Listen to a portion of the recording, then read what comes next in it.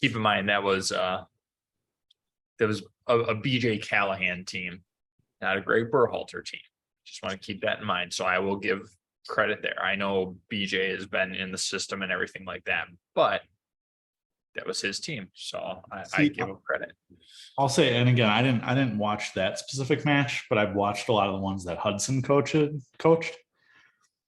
And the team has looked tremendously more innovative and creative and, all those ifs. Yeah, we looked really good since Berhalter left. We looked really good. So now I think the question is, but when Berhalter goes back, are we going to go back to that rigid 4-3-3 with lack of creativity and him, exiling 3 or 4 of our best players? Probably. Baki Yoko. Oh, yeah. Samina Mina. Edward Mende. Samina Mina Sam Sadate. He comes from Senegal.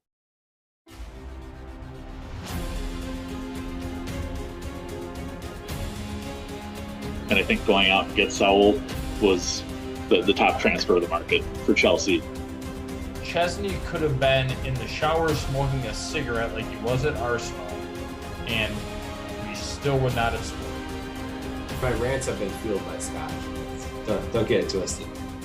Big Rom. Man, fuck you. In Roman we trust, right? You and me are going to have a battle royale about Jorginho and diving.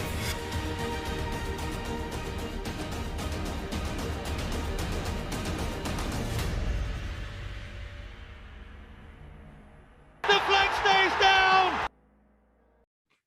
Welcome to the Flag Stays Down podcast. Make sure to subscribe, rate, and review wherever you get your podcasts. Tonight you got me, Andy. Find me on Twitter, Comiskey North. And on this very special Father's Day, his very first Father's Day, we got Matt. Matt, congratulations again. And how's it going? Thank you very much. Happy Father's Day to you as well. And to everybody listening, definitely a big shout out there. Yeah, things are going well. Had a few days of me and my son together while my wife was at work. Thursday, Friday, so some good father-son bonding time.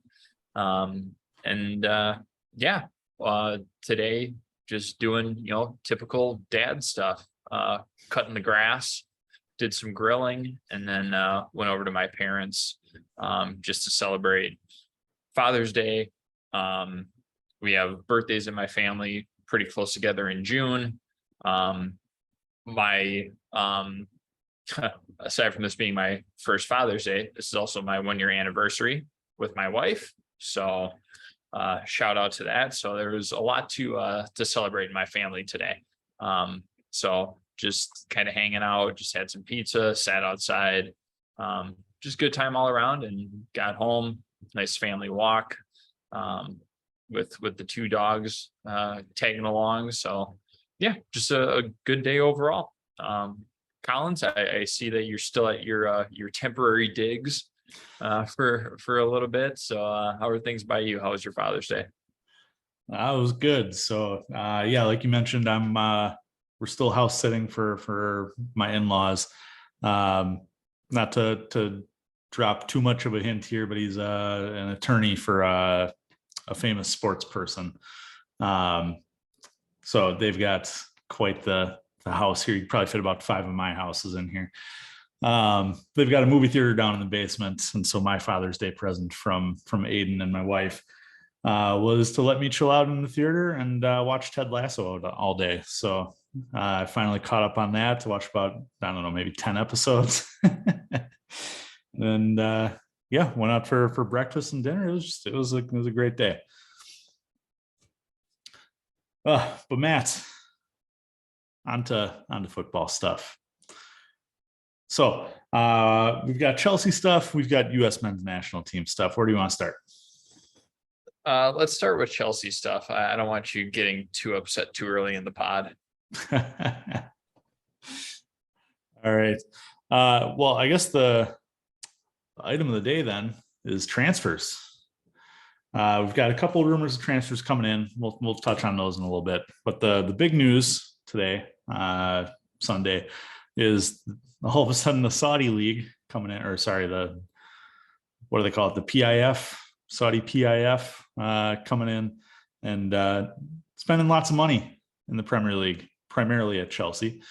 We've got as many as 7 players potentially out the door, but the 4 that are concrete in negotiations to move to Saudi Arabia right now are Hakim Ziyech, Edouard Mendy, N'Golo Kante, and Kalidou Koulibaly. Those are expected to be done this week, which is amazingly quick considering this just surfaced in the last week or so. But it's also kind of sparked the ire of a lot of our rivals in the Premier League. Matt, your thoughts on the Saudi League kind of swooping in here? So I find this very interesting. So for those that don't know, I love watching golf.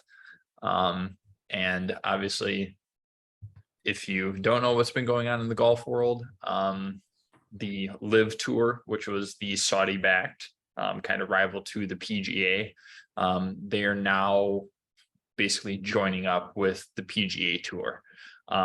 So there was a very big drawn out thing about that. Basically, they're going to be like the main financial source for the PGA and things like that. So if you want to know more about it, you can definitely look it up. And it was a big talking point for probably the last 18 months to 2 years. So that just kind of happened, I want to say 2 weeks ago, week and a half ago. And now seeing the Saudi League just snatching players up left and right and paying ridiculous amounts of money. I mean, we kind of saw this a little bit. I want to say, circa 2016 with the Chinese Super League. We saw a lot of money being thrown around for players and things like that.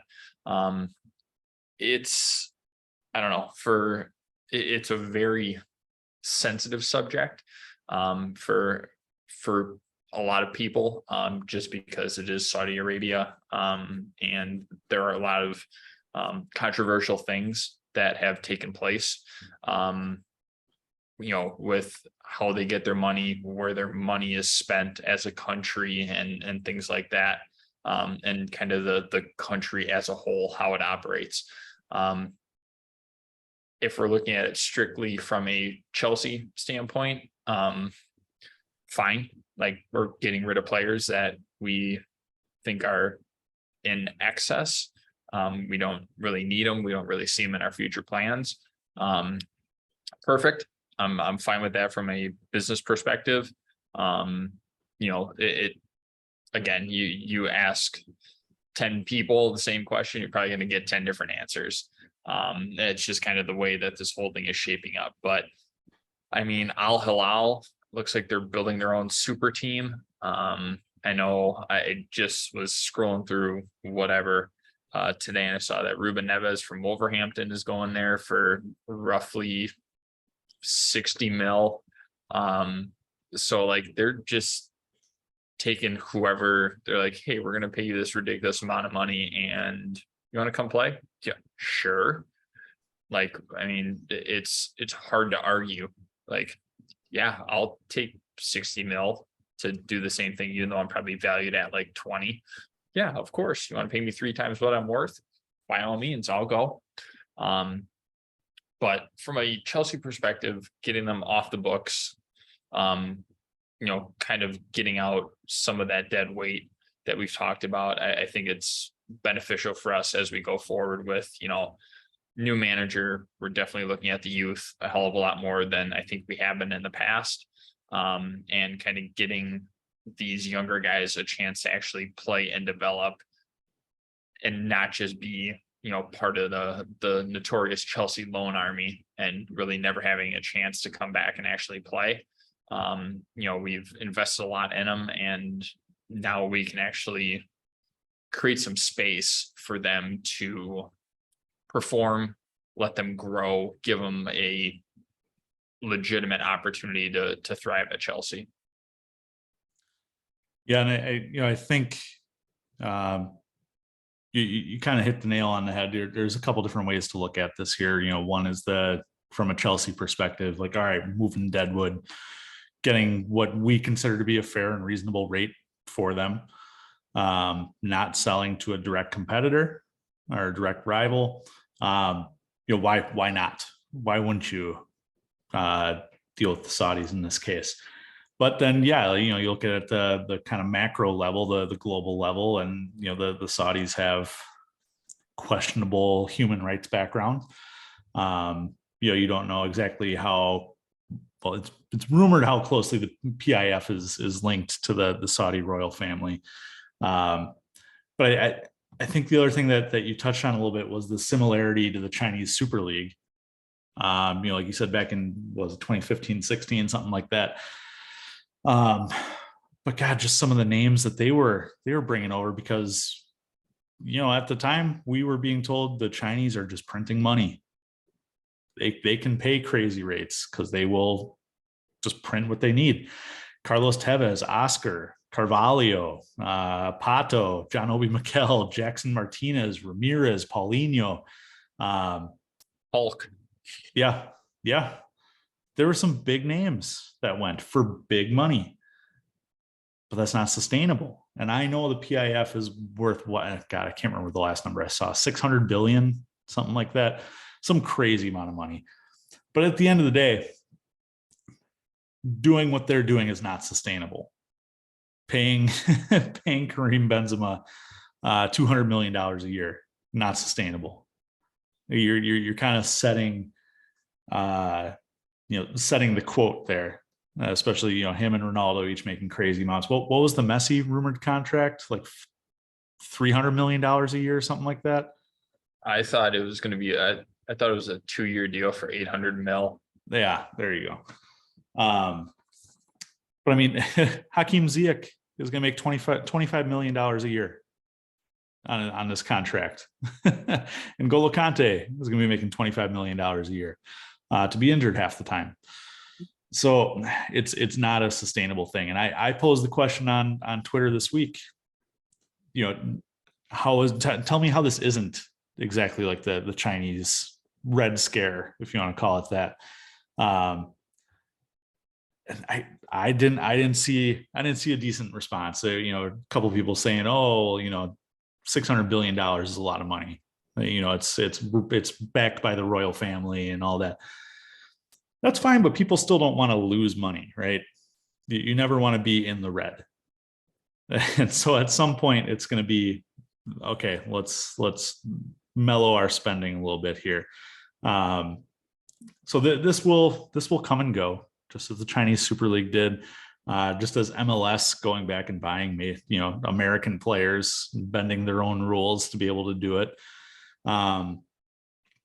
This will come and go. So Chelsea are in a spot right now where they absolutely need to sell players, where they need to trim the roster. And there's a lot of opportunities to do so. And if the Saudis are willing to play ball, if the Saudis are willing to pay you straight up for it, take advantage of it.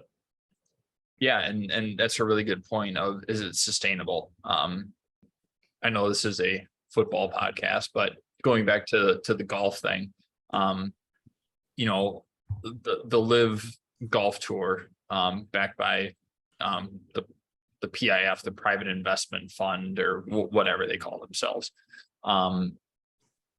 Like, there were deals out there for, like, Tiger Woods. They were going to pay him $700 or $800 million to join the tour. And they're paying these people, they're paying like Phil Mickelson, like $200 million, and he's 53. And like, yeah, they got a lot of big names, and yeah, the format's different. They don't play as much, but they're making a shit ton more than they would on the PGA Tour. I have a suspicion that this whole thing, the joint venture with PIF and the PGA, is because they figured out that it's not sustainable. So like, here's what we're going to do. Let's join, but we're still going to back the PGA. We're still going to be behind the scenes, but we kind of want it known that it's us that's going to be doing it. So I could see it being something very similar to that. Not necessarily having like, PIF across every single shirt, but I could definitely see the Saudi League not being sustainable, and then having them try and like kind of weasel their way back in as being, an investor, right? In some way, shape, or form, whether that's in FIFA, whether that's UEFA, whether that's, the top 5 leagues or something like that. I could see it happening. Well, it's exactly what happened with the Chinese. They realized that it wasn't sustainable to keep spending the way that it was, and so they enacted some league-wide rule of, oh, there's too many foreign players on our teams. We need to cap that. Like, you can only pay so many players from outside of Asia to come and play, and it'll be some bullshit thing like that. Yep. So we've got the sales, and just one more point on that, because it seems to be something that is ticking off a lot of rival fans. Came out today. Mark Hughes, not that Mark Hughes, reported that he didn't leave it very clear in his report that there's a link between the Saudi PIF and Clear Lake Capital, who is the majority owner of Chelsea. So there were questions on whether or not, did they own a part of Clear Lake? Is Clear Lake managing their investments? Because those are two completely different things. It has since come out that apparently Clear Lake manages 60% or something like that of PIF's investments. So there's a lot of people talking that this is collusion. Chelsea have broken the system again. What another loophole for Boley and company. My response to that, bullshit. Like there's no way, there's no way in hell we're being run by the Saudis here. And B, Boley outsmarted you all again. We call him the Todd Father for a reason. All right. Turning to incoming transfers. So Collins, before we get there, what's the latest on Kova and Kai? Thank you. Non-Saudi transfers. Kovacic, according to Fabrizio Romano, is expected to join Manchester City this week on a 40 million euro deal. Apparently it's just a matter of crossing T's, dotting I's. Is that the phrase? Yeah. So that one should be done this week. Kai Havertz, originally Real Madrid were interested in, did not want to pay £80 million, which is what Chelsea was asking for. Arsenal have since come in. They've agreed to personal terms with Kai. They thought they can get it done quickly for, I believe it was about 50 million. And then Bayern Munich became interested again. Our old friend Tommy T about to cause a bidding war. So we'll see exactly where that one heads. My guess is somewhere between 60 and 70 is what Kai ends up going for. I'd hate to see him go to Arsenal, but we've also seen the track record of Chelsea players going to Arsenal. It's usually not a good thing for the Gunners. Yep, that's for damn sure. And we can run through a list, but if you know, you know. Yeah, I think the Kai one is interesting because I don't know where you'd play him at Arsenal.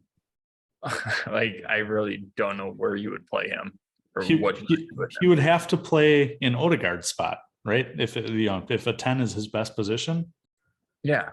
But you're not going to unseat Odegaard. Right.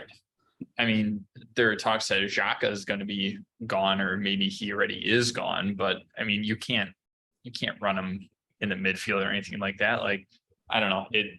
It seems like they're just trying to make something work for whatever reason, but I don't know. I don't see it. It doesn't make sense to me, but hey, if they want to splash cash on them, take them. It would be even better if they play him as a 9 over Gabriel Jesus. Yes. Please do it. Please do it. Take Um, take Lukaku while you're at it. yeah. So Collins, you're wearing a Mason Mount shirt tonight. What's the latest with him? Things have cooled off on the Mason Mount front. He still has agreed to personal terms with Manchester United. But Bowley, Clear Lake, Egbali, all of them holding firm on their valuation, which the last I saw was 80 million for Mason Mount. Manchester United believe they can get the deal done for somewhere around 60 to 65. It looks like Chelsea aren't budging. I hate to see this go to an issue where it's going to be like Harry Kane, where it's going to be, hey, he's got 1 year left on his deal. So we either make some money now or we let him go for free at the end of the year. I want to see them stay firm. I want to see them hold firm, but to a point. Because at the end of the day, if he's going to leave, he's going to leave. You want something instead of nothing. This one seems to be moving pretty slowly. I'm not sure if maybe it's complicated by the fact that Manchester United are involved in a club ownership takeover at the moment, funded by the Qatari royal family. So we'll see exactly where that lands. But as of now, that one has stalled out. All right, what do we got for incoming, or what are talks looking like as far as who we're going after, and where are things at? Goalkeeper remains an interesting position. We were in on Andre Onana, and then we were not in on Andre Onana. I'm not even going to try to pronounce his name. Georgie something or other. He's from Georgia. Not that Georgia. No. Plays in Italy, I believe, for Napoli. He's a keeper. Apparently interested in him. Otherwise, I've seen David Raya also thrown around as a potential option. But it's kind of looking like Kepa's going to be the number one going into next season. Not a lot of smoke around Kepa leaving. And after we pulled out in the Onana talks, it looks like maybe we're going after some second-class keepers here. But the big news of the week, I would say, is that we are real close to triggering the release clause for 21-year-old Nicholas Jackson, striker out of Villarreal. Samuel L's cousin, right? Yes. Agent of Shield. But no, he had 9 goals in his last 2 months at Villarreal. That being said, it was his only 9 goals of the season. He's young. I will say that. Very young. He's raw. Reminds me a little bit of Datro Fofana. Less strength, more speed, though. First half of the season, it did not score. He had 1 professional goal up until that point. And then, I forgot who it was who left Villarreal in January. But then Nicholas Jackson took over the starting 9 role at Villarreal, and went off. Statistically, one of the best finishers in the last 6 months in La Liga. But again, he's 21, seems raw. But for 30 million pounds, those are the deals that usually work out for Chelsea. The high money ones are usually the busts. Those mid dollar ones seem to work. And that gives you another striker going into next year between him, Fofana, and Broya. And Aubameyang, potentially. Unless he goes to Saudi Arabia. That's true. That's very true. Now, speaking of striker, I don't know if you saw this. Egbali, Bowley, and Chinese guy, president of Inter, met this week about a couple different topics. That's when the Onana news came out. But they were also asking for Lukaku back on loan for next year. We said, no, he's not going back out on loan. You take him or you can't have him. So Ram is apparently pissed the fuck off.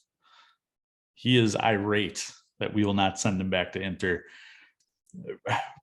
Now, Matt, this one I'm curious to get your take on, and try to remove the feelings around Rom on this one, because I have been irate with him over the last week or so, like bringing back the whole interview and all that. But just if you look at it on paper, $100 million signing that you then loan out a year later, after he tells you, hey, I don't want to be here. Like I've clip in the Arrested Development, Joe Bluth, I've made a terrible mistake. Yes. Yeah. Tells you he doesn't want to be there. Tells everybody he doesn't want to be there. So we loan him out. And now he's telling you that he will not come back and play for you. He's on what, a 5-year deal? Doesn't want to go anywhere else other than Inter. Matt, what do you do with this guy? Sell him to Inter, but it's, to me, it seems kind of like a Mason Mount situation, right? It's okay with Mount. I understand they're different. But it's like, okay, Mount's already agreed to personal terms with United. We're just waiting on a price. We know that personal terms will be agreed upon with Inter. Like, that's not even a question. It's still, what is that price going to be? Like, we have to recoup some of that money. Granted, that was still, I believe, under Abramovich. So it's kind of dead money, but still, I want to get something back. If he was at Inter, he did so well. We paid $100 million for him. He says he doesn't want to be at Chelsea. We send him out on loan to Inter again. Fine. He has I don't even know what his season looked like. And then, all right, loan's done. He comes back. He still doesn't want to play for us. He only wants to go to Inter. And Inter knows that. Well, you're going to have to pay then. Like, we're not going to loan him back out. You need to pay something for him. Where would I set that price? I personally would set it at about 50, 60 if they want him that badly. We're not going to get 100 mil for him. Nobody in their right mind would pay 100 mil for him right now. But we know the thing is, I think Inter thinks they have the power, but it's actually us that do, because we can either keep him and just not have him play, or Inter can pay up to get him. Either way, they're going to have to pay for somebody. It's a matter of, do you want to pay for somebody new to come into the club, or do you want to pay for somebody that wants to be at the club, that has been at the club and knows what's going on and has a good relationship with that club? To me, I think you spend some money on Rom to get him, if he is, which all accounts say he is the player that Inter want. They want him back badly, and Rom is only going to play for Inter. So that's fine, but we still hold the cards as far as, all right, you want him, pay for him. Yeah, and I understand Inter financially are not in a good spot. But I agree. I think he either has to go, or you keep him and you don't play him. You let him rot with the developmental squad, which would be terrible because he's got 3 years left on his contract, something like that, and that's a long time to let something like that fester in the locker room. But at the same time, how much are you willing to eat out of that $100 million? I think I like your $50 million valuation. I think if we were to sell this summer, that would be a great valuation on him. I think the best case scenario right now, just with Inter's financial woes and our financial fair play thing seemingly going to be erased in the next week or so, a loan back to Inter, but with a clause. He plays X amount of matches, you have to buy him for $30 million. That'll put him. They'll put him at what, age 33 season, 32 season? Yeah. With 2 years left on his deal, I think that's fair market value for him. Yeah, I like that idea. Yeah, that would be intriguing to see. I think he's made it very clear. We all know it. He doesn't want to be at Chelsea, even though he was talking out of his ass when he got paid. Obviously, he doesn't want to be here. He's made that public knowledge. But he's still under contract with us. So we get to essentially decide his fate. And if Inter wants him, they're going to have to figure out a way to make that happen. Otherwise, Rom is just going to be, again, just sitting on the bench, rotting away. Doing like the Bobby Bonilla contract. Just have him pay it out over 50 years, $1 million a year. Solid business. Perfect. All right. So last thing about Chelsea, speaking of money here, there's been quite a bit of talk around potential shirt sponsor. And I wonder if this is why our shirts for next year haven't been released yet. Officially released. We've seen some workups of them. Allianz only offered 20 million euros a year, which is well below the standard rate for a top six, quote unquote, top six club in the Premier League. I believe United's is worth 40 million. City is worth 40 million. And Arsenal, I think, is just shy of 40 million a year on theirs. So next that came in was some unnamed crypto company, but that fell through pretty quickly, unsurprisingly, with how shady the crypto business is. Next in is Everton's main shirt sponsor, Stake, the online gambling company, has caught the ire of a lot of Chelsea fans. Chelsea Supporter Trust sending a letter to the club saying they don't support it. But that would be for 40 million pounds a year. And then the latest one to come in today, Paramount Plus. Matt, I see your look there. Your look of shaking your head there. It would have been a $40 million contract per year. The Premier League turned that down immediately because it would upset, apparently, they're worried it would upset their other broadcast partners. Mm-hmm. Paramount Plus is the Premier League's broadcast partner in Central America. They do not broadcast it here in America. They don't broadcast in England. That streaming service is unavailable overseas. I don't see the harm here. I don't see the harm in Paramount Plus, especially when you have all kinds of conflict of interest across the board. You've got a PIF supported company sponsoring Newcastle. You basically have Manchester City sponsoring Manchester City. You have gambling companies supporting clubs up and down the table, even though the Premier League just suspended one of their players for gambling. It kind of, Matt, I don't want to push the agenda here, but it kind of seems like a very anti-Chelsea agenda. I mean, I personally don't want Paramount Plus at all. I am actually, and so the other thing to think about is they are, at least for us in the States, they are the only way that we can watch Europa League and UEFA Champions League. I mean, even right now, the US men's national team is playing Canada, and that's on Paramount Plus. Like, it seems very weird that the Premier League, who is basically run in the States by NBC, that they would allow a different streaming service or a different network to be a shirt sponsor.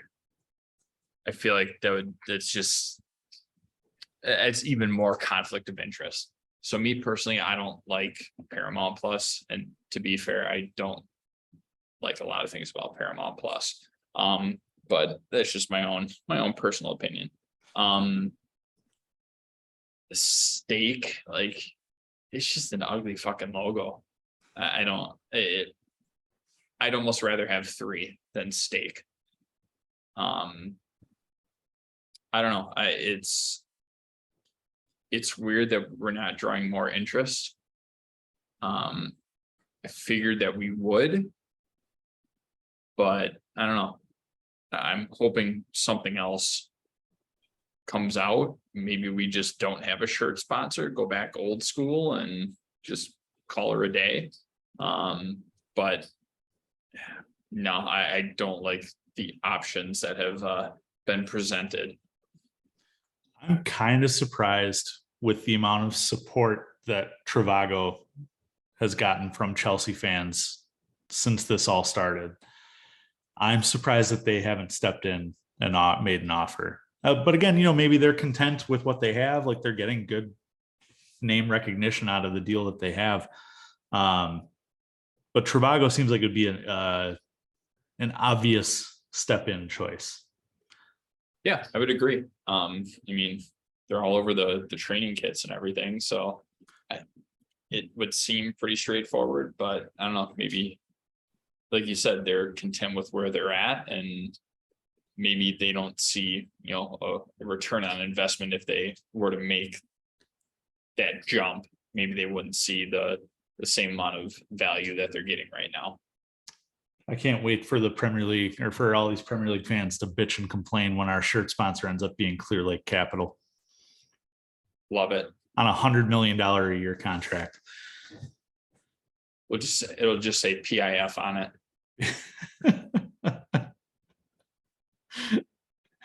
I love it. All right. Well, Matt, I think that covers Chelsea for the week here. Let's get into some domestic news here. U.S. men's national team, big week into what are they in, the conference? No, not the conference league. It's the CONCACAF Nations League or Nations League. Thank you.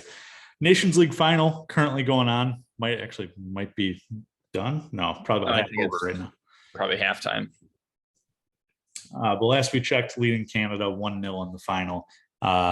After a very entertaining 3-0 win over Mexico. So, Matt, it's a busy summer here for the U.S. men's national team. A lot of news around this team, lot going on. Where do you want to start? I want to start with the Mexico game, because if you did not watch that, oh boy, was that fun. The match was good. Like, we won 3-0. The boys looked really good out there, going up against Mexico and just basically taking it to them. We looked really sound defensively. The attack looked good. The high press looked good. A lot of creativity. But man, did that game get ugly in a heartbeat.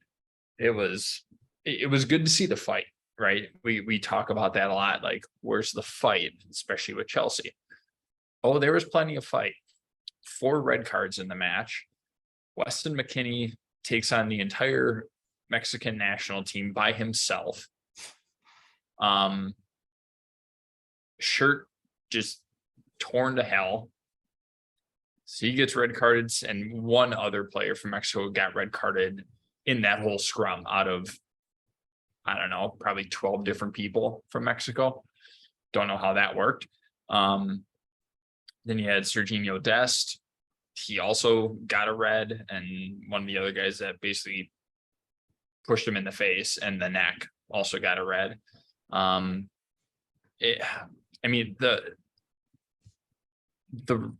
The thing that sparked it all was just a shit challenge. Like, that's just some Sunday league bullshit.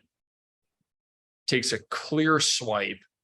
I think it was Balogun.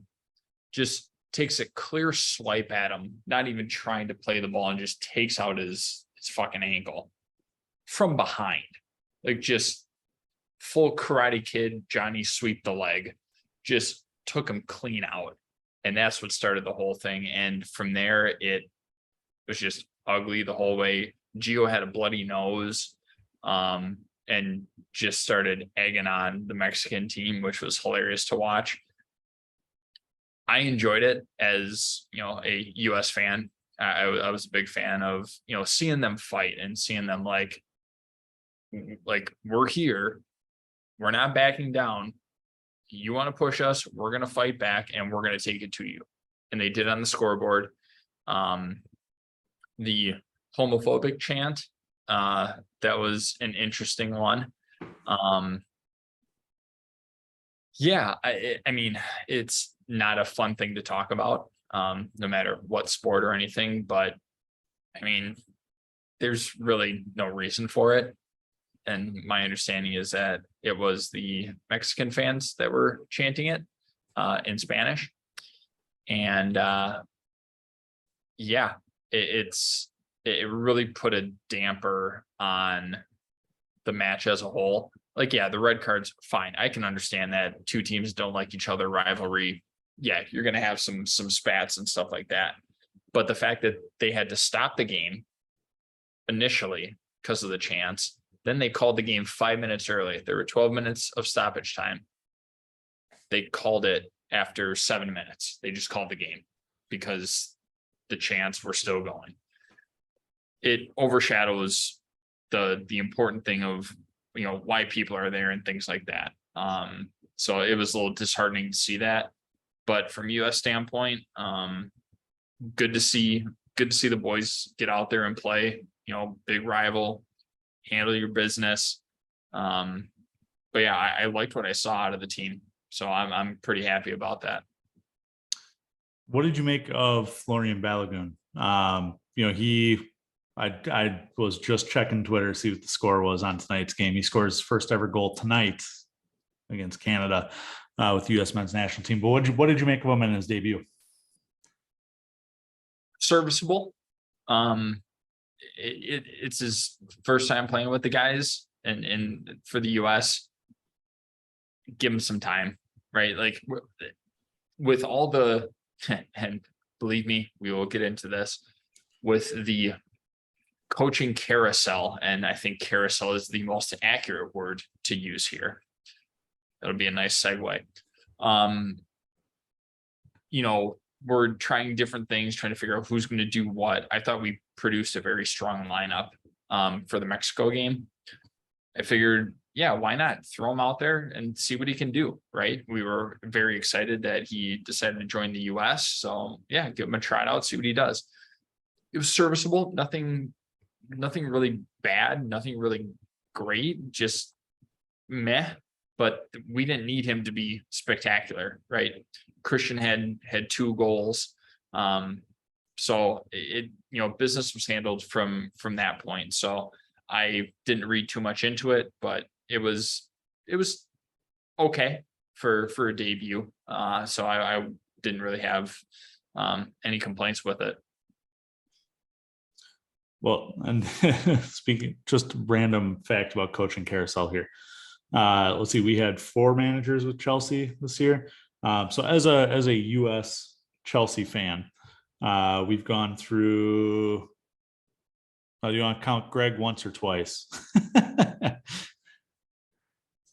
I'd get, it's a good question.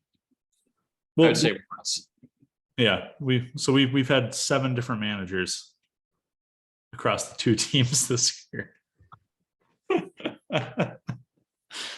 That is a carousel.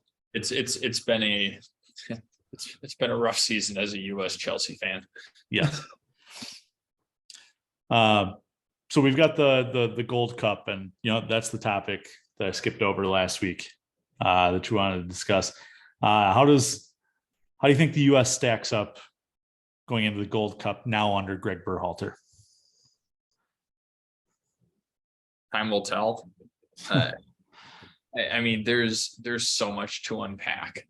And so the biggest, and Collins, I know you're going to go off on this in a little bit. So I'll try not to steal all your thunder. But I found it interesting, the timing of when it kind of came through at halftime, or a little before halftime of the US-Mexico game. Like, why is that being reported during that point? I didn't like it. Like, granted, nothing was official, but it was whenever something. Come on, as soon as the Athletic says something. Right. Whenever something like that comes out, you're like, oh, okay. And I don't know, the timing of it, I didn't like. I thought it was weird.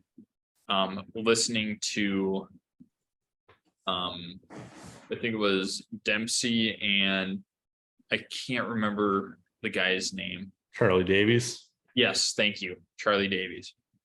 Listening to them kind of go back and forth on the decision.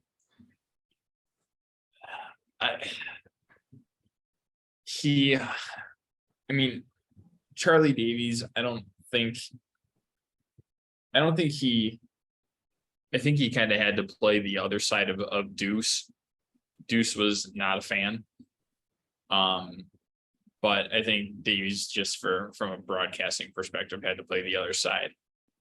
If you look at like win percentages and stuff like that, he is the quote unquote most successful US manager, quote unquote. Yeah, that's fine. But I mean, you scored three goals at a World Cup. You made it barely out of the group stage. And do we think that's enough? What does the whole thing with Gio Reyna look like now? How is that going to play into this? Is that going to jack up with team chemistry and things like that? I know Pulisic said, yeah, all the guys want him back, blah, blah, blah. Like, that's a pretty big elephant that you can't ignore in that locker room. I think it was time for a more significant change. We were hearing talks of, potential big names that we were going to be looking at or going after. Even some people, even some coaches that we didn't think kind of made their name kind of put out there. And, the big one for me was like Patrick Vieira said he was, intrigued by the US men's national team and taken over. I would have been perfectly happy with that because he's coached in MLS before. He is an Arsenal legend. He has the experience. He's coached in the MLS and in the Premier League. He knows what he's doing, and he can at least bring a different sort of viewpoint, vantage point, whatever you want to call it, to, I think, a still lackluster and searching American national team.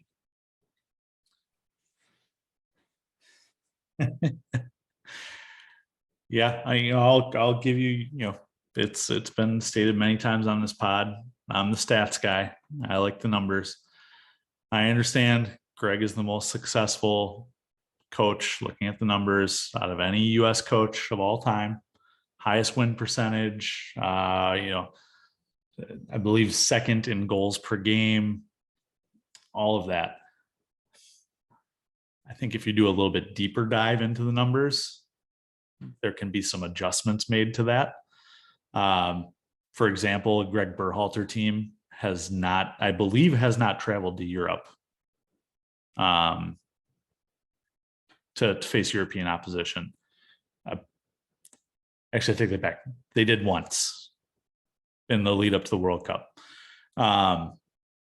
Klinsmann teams were in Europe all the time, facing Germany, facing France, all of those teams.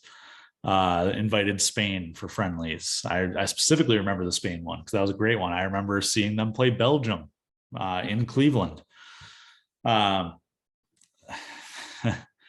The advent of the Nations League, while yes is positive for CONCACAF, I think is a detriment to the powerhouses in CONCACAF in the US, Mexico. Canada, I think, has benefited from it. Canada is the third best team in CONCACAF, but I think if you stack them up in other regions, they're not great. They're stat patters. Mm-hmm.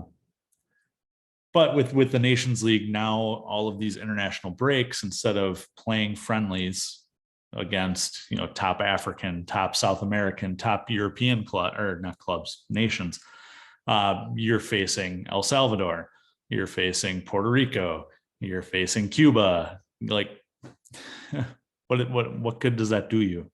possibly St. Kitts and Nevis. Yeah. They won the game against Curacao the other night. I was watching that one. That was a banger too. Oh, good.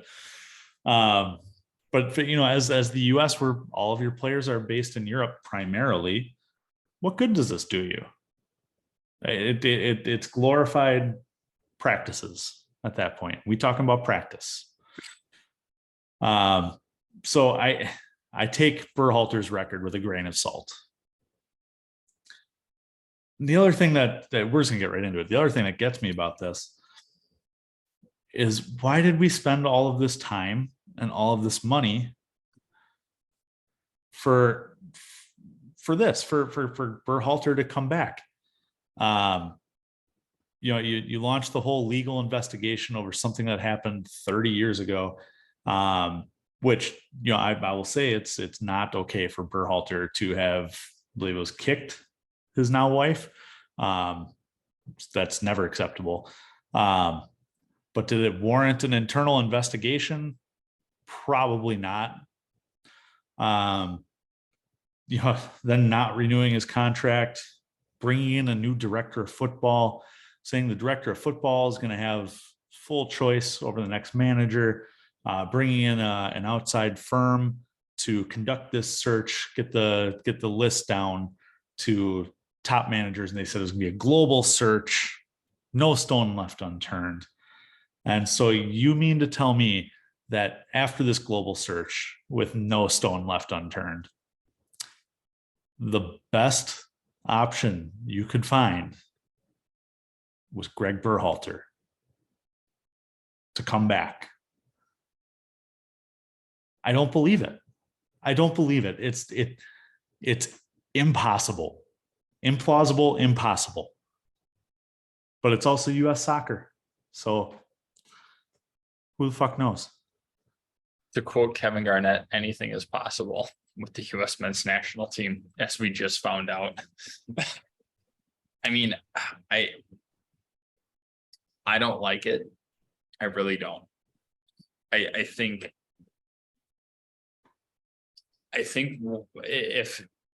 if I'm the US men's national team right now, if I'm in charge, I'm going into a big tournament trying to defend, we're the reigning Gold Cup champions. I can see this almost being like a Frank Lampard situation. Just come in for the Gold Cup, get us through that, and then we'll go from there. So yes, they didn't slap an interim tag or caretaker manager or anything like that, but maybe I'm just being extremely hopeful and optimistic. Maybe this is just what they're doing so they don't have to keep rotating coaches in between matches and tournaments and stuff like that.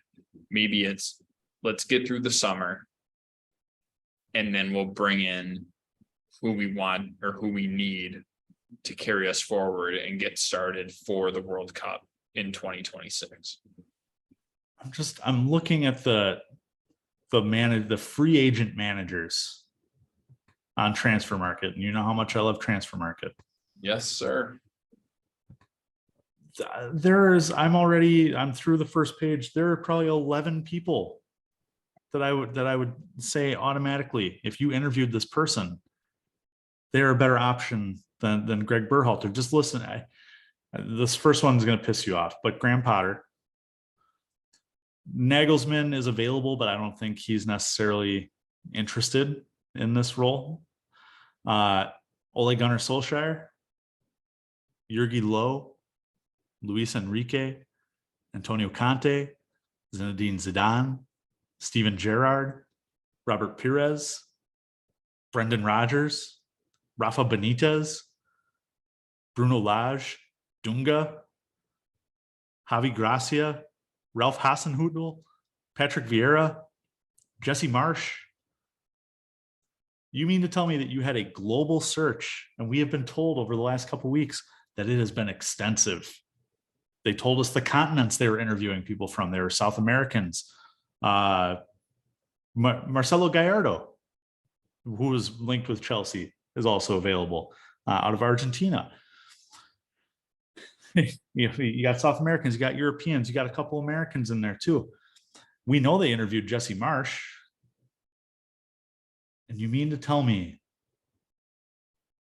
that after all that time and money and now wasted 6 months of friendlies and competitions where you could be building towards 2026, all of it was for nothing? I don't get it. I really don't. Yeah, if you want to go with something that's familiar, fine. I get it, but it better be, all I'm saying is it better be temporary just for the summer. That's it. And then bring in somebody else to kind of revolutionize what we're doing. Because right now it's American coach after American coach or whatever. American coaches don't do well in Europe. We've seen that numerous times. Bob Bradley, Jesse Marsh, Berhalter hasn't even, I don't even think he's coached in Europe. I can guarantee you he wouldn't make it. Coach 1 season in Sweden. Okay, that tells you all you need to know. Like our boy Graham Potter. Yeah, like it's just not there. I would say he wouldn't even be the best coach. He would maybe crack the top half of best coaches in the MLS. Maybe. He has a career 36% win percentage in MLS. I don't get it. I just don't understand it. Who's the Seattle Sounders coach? Brad. Oh, Friedel? No, that was the goalie. Oh yeah. Yeah, I don't know. Brad Schmelzer? Yes. Get him. What's John Curtin up to? Yeah, exactly. Get him. You know who I would love in this role if we're gonna look solely at MLS? Steve Cherundolo. Mm-hmm. He has turned LAFC from being a very good team into a powerhouse. Yeah. He was not recently, it was probably about 3 months ago, was on the coaching academy with Glenn Crooks on Sirius XM. Highly recommend listening to that interview because he talks about, very, very much how you and I coach, Matt, when we coach volleyball, of practice is a time to improve. When it's game time, that's your time to show me what you got. Mm-hmm. He's very hands-off. He's a quiet guy. And you have that many egos in this US men's national team. I think that's a good fit. You don't need somebody to be everyone's friend. You need somebody to kind of let the players do their thing. Right. No, I really like that idea. I think he would be a really good option. But I'm just saying, like, there's so many other coaches, even in MLS, even in your backyard, that would be a better option. Forget global. This is just domestic that you have better options. And you're telling me you're going to go back to the same guy because he got us out of the group stage of the World Cup. We should get out of the group stage of the World Cup looking at who was in our group. It should not have been as close as it was. No, there's no way in hell it should have been that close. But yet we squeaked by, and then we got our ass handed to us by the Netherlands. And Louis van Gaal says, yeah, I don't know what they were doing. They were coached poorly. Like, that's bad. Usually there's a respect or something like that. No, he just flat out said, yeah, I don't know what their tactics were or what they were trying to do, but their coaching sucked. That's bad. It absolutely is. And, you talked about Dempsey being against it. Hercules Gomez has been great on ESPN asking questions as to why, the same questions you asked. Why him? Why all this process?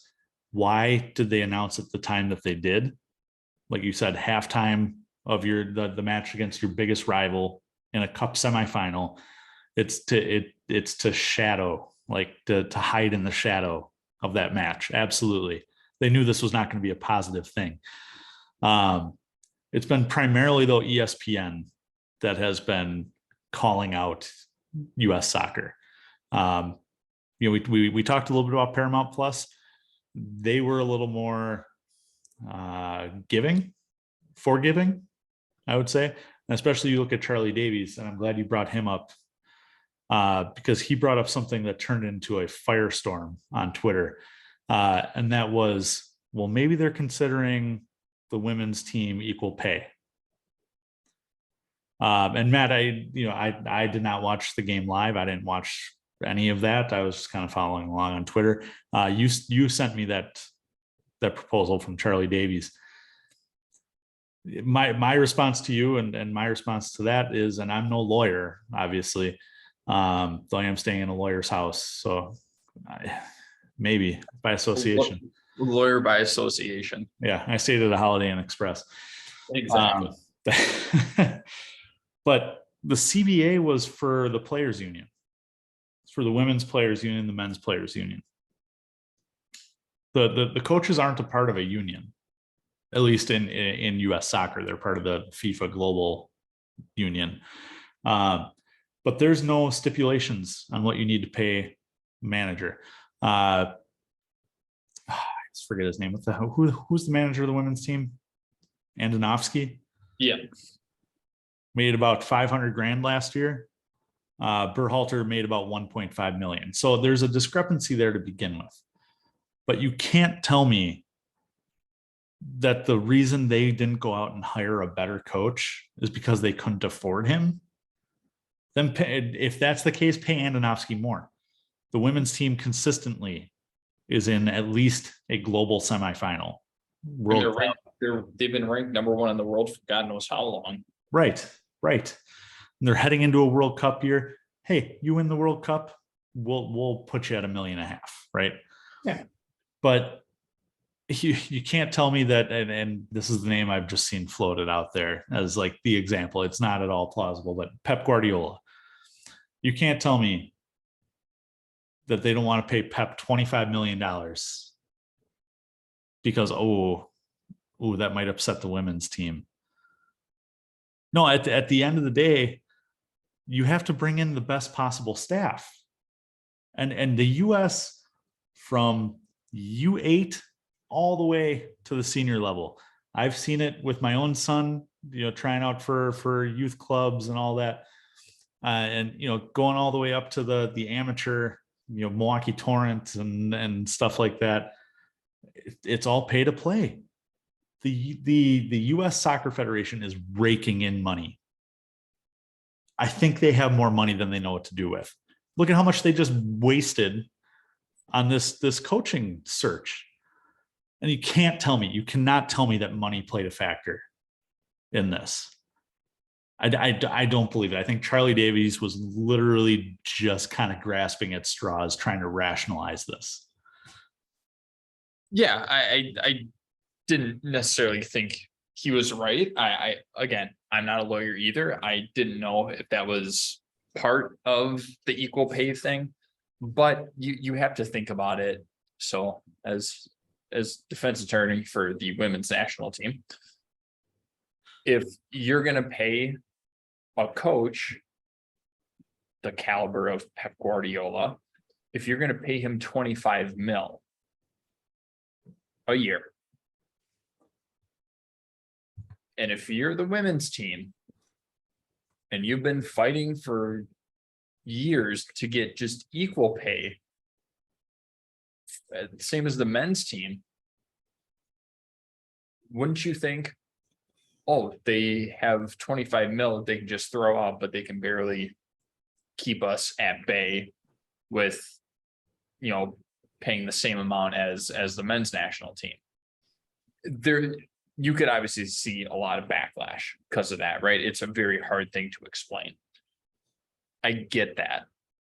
Now, a discrepancy of $500,000 versus 1.5, that's easier to kind of write off.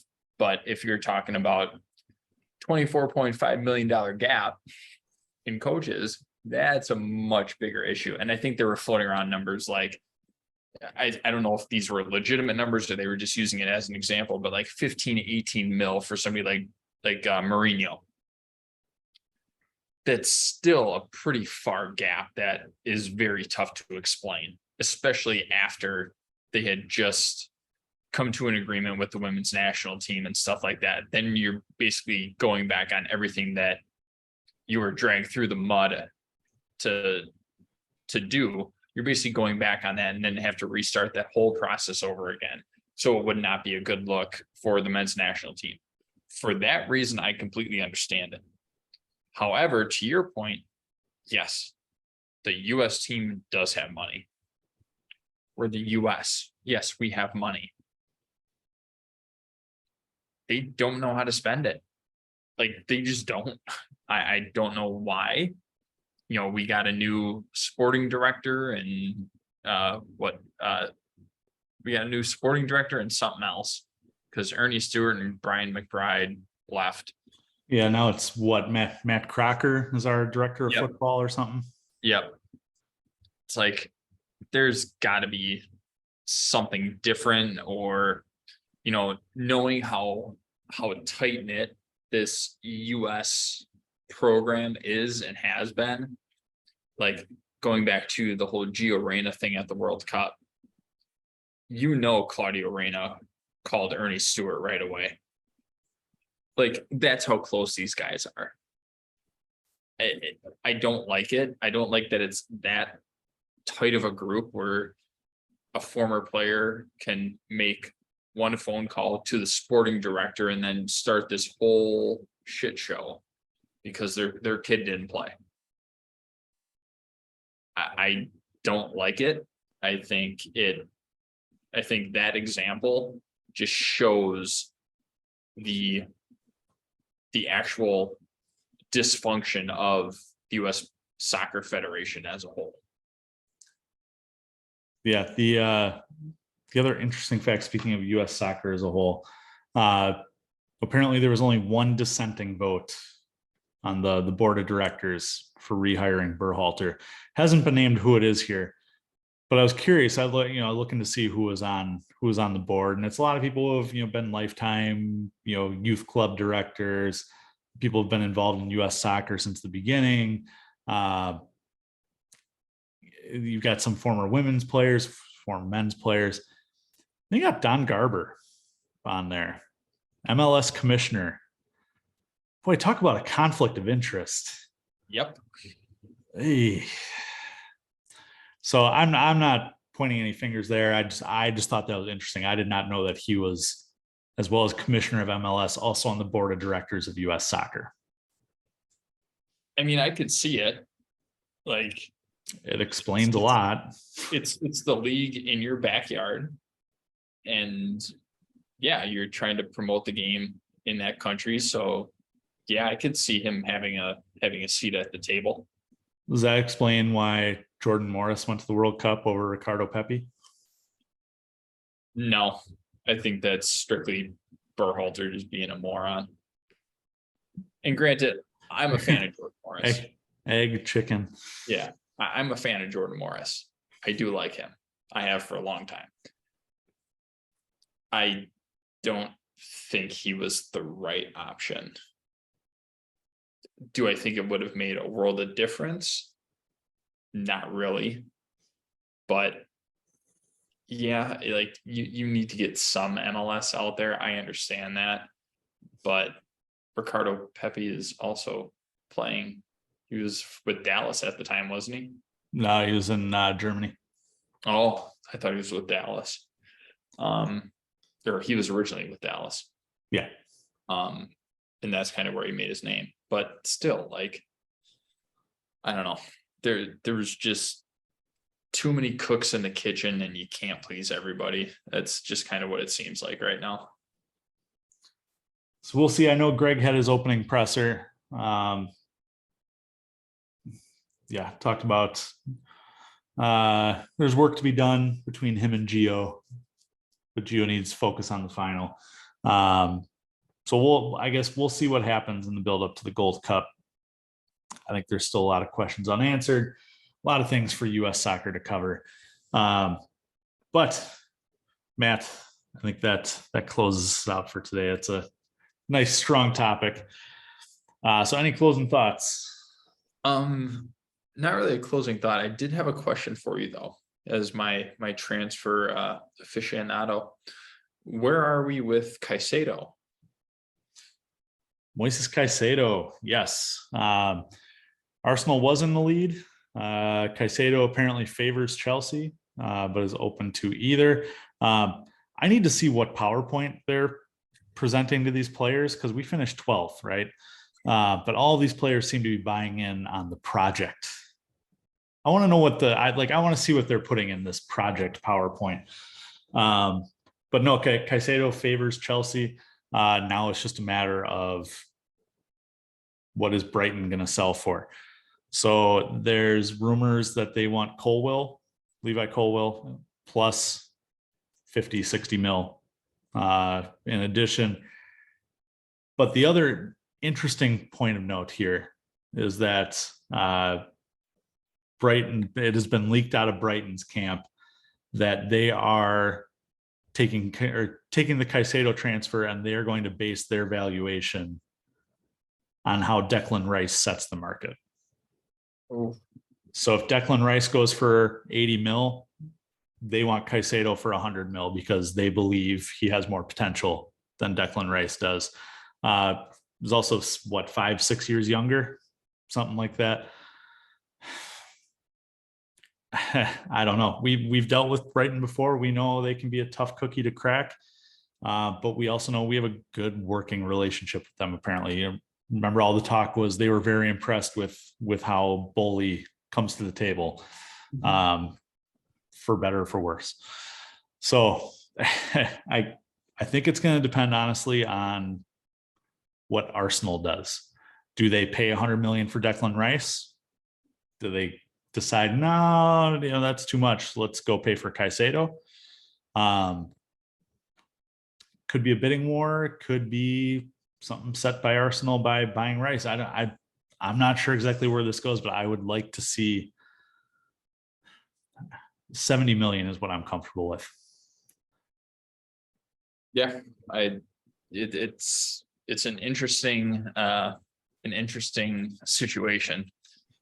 It's kind of like, we talk about, different sports, the NFL, if somebody resets the market for like a quarter for like a position, quarterback or, running back, offensive lineman, D-line, whatever, you reset the market. Yeah, I wouldn't be surprised if that were the case.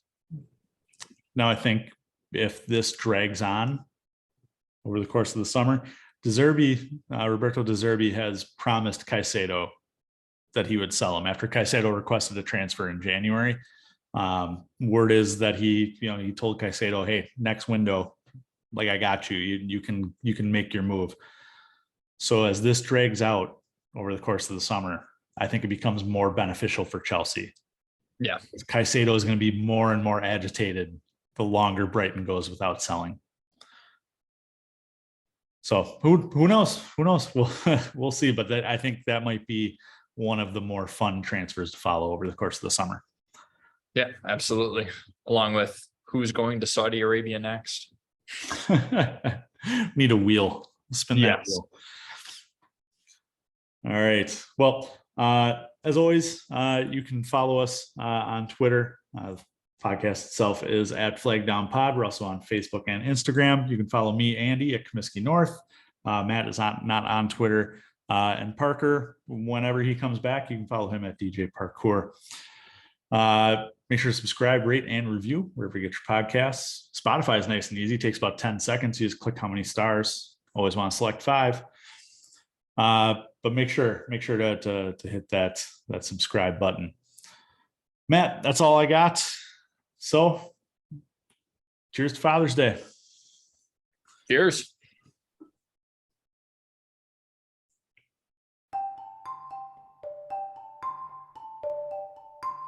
I'm all potted out.